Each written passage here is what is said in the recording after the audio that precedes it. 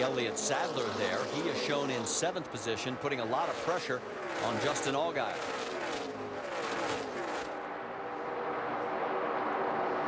Looks like they've helped Sadler's car some.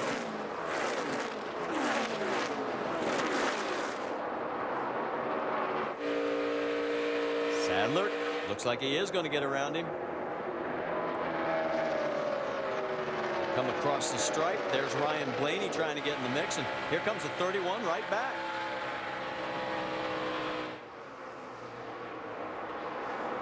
And Sadler just not able to take advantage on the inside, getting into the corner. Oh, be careful, Elliott. I wanted to talk to you. Remember, first off, the 31 did not take tires on that stop. There he goes. He wiggles. That's going to open the door, and 2 cars are going to go by him. But Elliott needs to really be careful. He needs to think big picture, doesn't he? Yeah, he really does. That's all he's after right now. He doesn't have the car to win the race right now. So you just make this a great points day. Finish up there as high as you can, but don't take any chances in these last 53 laps. So if you're on the radio to him, you tell him don't get close to that guy again like that. Yeah, you can see right there, he's got the 24-point lead over the other 2 cars chasing him. And with 3 races to go after this, 24 points, that is a lot. Sam Hornish Jr. and the 54 of Kyle Busch, and Hornish, he's moving up. He has put him into 4th now. So his Dodge has come to life here after this last round of stops. You can see the 3rd place car, Cole Witt, having a great run right in front of Hornish. It's like Kyle Busch's car just took off over there in turn 2. I don't know if he's got a problem or not. I think his problem is maybe no tires on that thing. Cole Witt, 13th last week at Charlotte, and then Kentucky and Dover, the 2 races prior. He finished 6th in both of those events. Cole running 3rd.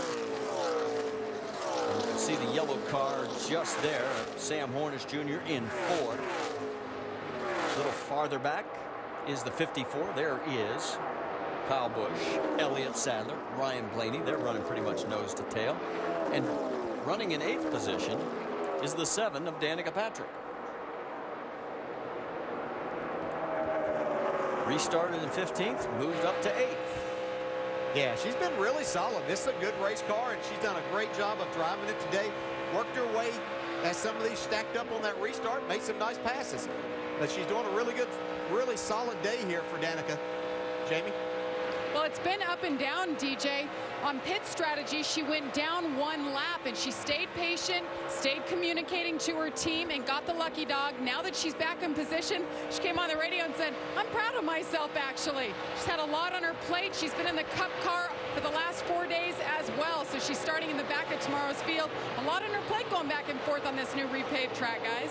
And Jamie, she actually at one point was 2 laps down, stayed out, got the wave around. That put her back on 1 lap down, and then she got the free pass. And so, yes, has done a good job. And on the left side, you see what's going on with the 54 and the 2.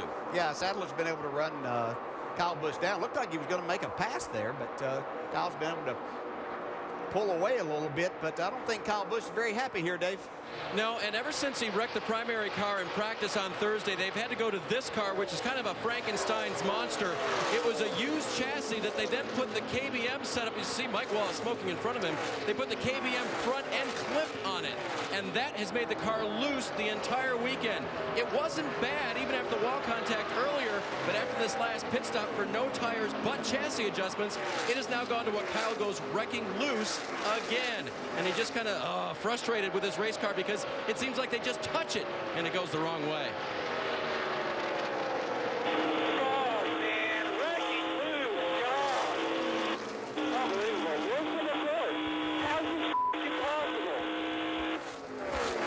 Well, you heard him saying wrecking loose, and I got to tell you, Dave, you better avoid Rusty Wallace. You called that car Frankenstein's monster. That chassis used to belong to Rusty.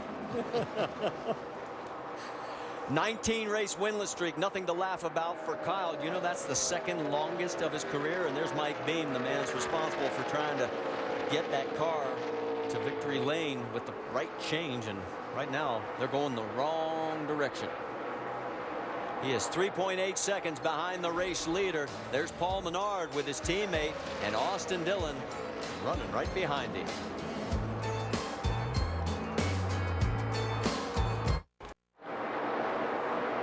Back here at Kansas Speedway, great battle for the race lead between the RCR teammates. You see 42 laps to go, now 41 this time by. Paul Menard, who has now led a total of 93 laps, is right ahead of Austin Dillon. Austin trying to get as many points as he can. He's in that championship battle with Elliott Sadler and Ricky Stenhouse Jr.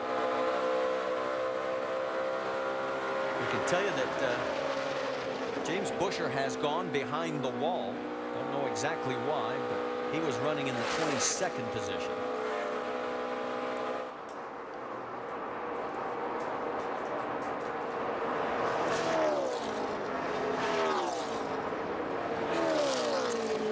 All right, so while we've got a moment, let's get caught up on the top 5 in the championship standings. Let's go up to speed with Nationwide Insurance. Vince? Well, Austin Dillon is running second on the track to Paul Menard, and he came into this race third in the championship points, 29 points behind. You saw that previous graphic. He has now cut into that deficit. He's won twice this season. This is the same car Austin drove to victory in both of those previous wins. It's good again today, but he's a little short on fuel right now, saving on fuel, getting some tips from his grandfather, Richard Childress, who's watching from up above, encouraging Austin to let off the throttle sooner, entering the turns, roll those corners a little bit, save, save, save. But boy, they'd all feel a little better with another yellow. Doc? Elliott Sadler said when the day began, if we can finish 4th to 6th, hey, caution on the racetrack, guys. We'll update that in a moment. Thank you, Doc. Looking around the track right now, no damage that I can see. We'll wait for NASCAR to give us the reason, but here with 30, and there it is. There's some debris out on the track. Had so many cars with damage that you see a lot of things falling off of them. Had a few of these debris cautions today. This is our 10th, one shy of the track record here at Kansas Speedway. Something I saw right there before that came out, Kyle Busch had found something with his race car. He really had picked things up, had got up, back up to Sam Hornish, battle for that 4th spot. So have to see if that he's able to keep that pace and maybe give these guys up front a run. Guess who's going to get the free pass, guys? The 6 of Ricky Stenhouse Jr. So after what appeared to be pretty much a fatal blow, going 2 laps down, he now will be able to restart in the 17th position. He's got a better car than Elliott Sadler does. I would be surprised if he is not able to drive up through there and pass Elliott. The other car he's going to have to pass before he can get to Elliott will be that 18 of Joey Logano. Oh, I forgot about that.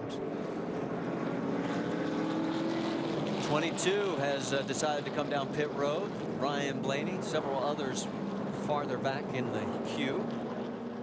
Let's send it down to Jamie. A lot of these teams very, very close to not making it, so to be safe rather than sorry, he came in, Ryan Blaney, right sides, track bar adjustment, and some fuel.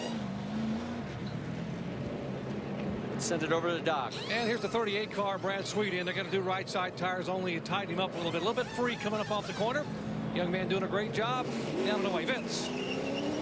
The 18 of Joey Logano, the class of the field early in the race, but they have since struggled and, of course, had that contact with Ricky Stenhouse Jr. See the chassis adjustment. It's a 4-tire change. Logano says he's actually not bad despite the damage. He just hoped that this one adjustment would help his car a little bit stronger. As they all come off pit road, he almost lost a few extra positions there as it momentarily stalled.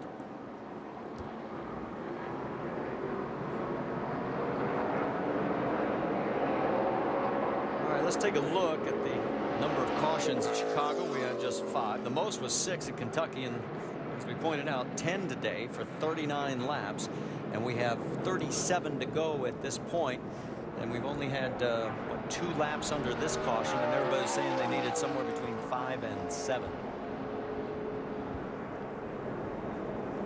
While we're waiting for everything to reset, we drop in on the 2 car of Elliott Sadler and listen to their strategy regarding fuel. Do you feel like you got us any so far? Yeah, I feel like I got you about a lap right there. Okay, 10-4. We'll get you some more right here. Yeah, this is what we needed. Which, you know, everybody was in the same boat right there. Well, I'm not sure I wouldn't have just come on down pit road and got some fuel if I was Elliott Sadler and bunch right now just to try to make sure that this thing doesn't run out. Well, let's talk a little strategy. How about it, Doc?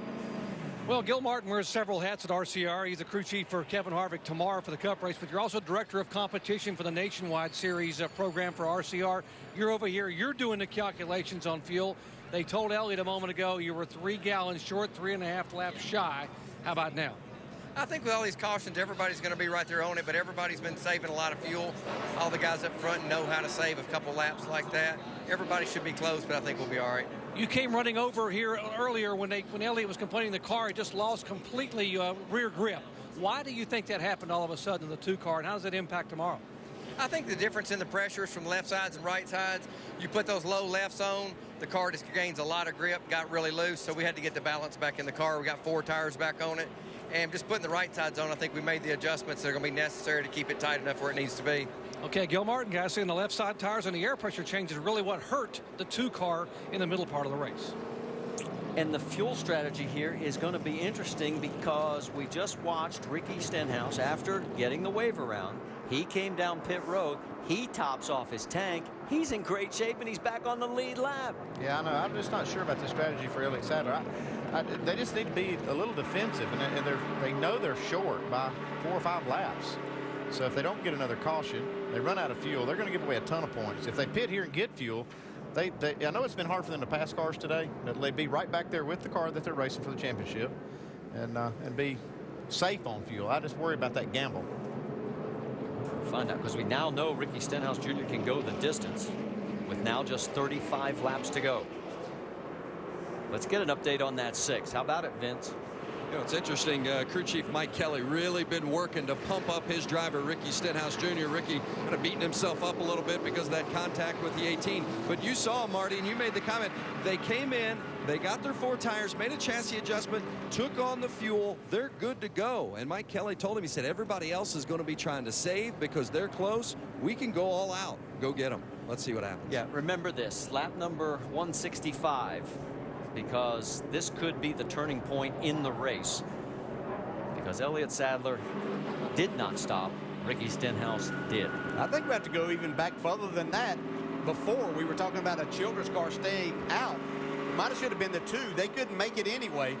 So they should have stayed out, kept Stenhouse 2 laps down, and then they would be in a much better situation here. All right, let's quickly talk some football. Number 1 team in the land is on ESPN. The Crimson Tide is heading into Knoxville. This should be a dandy. It's college football primetime. It's presented by Hampton Hotels. Top-ranked Alabama versus Tennessee tonight at 7 on ESPN. You can also catch it live on Watch ESPN. Let's listen to Paul Menard's radio, race leader. We all pitted at the same time, right? Yes. The 3 is saying they're 6 short.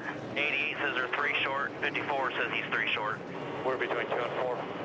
Correct. But these cautions now are saying between 1 and 2. 1 and 2.5.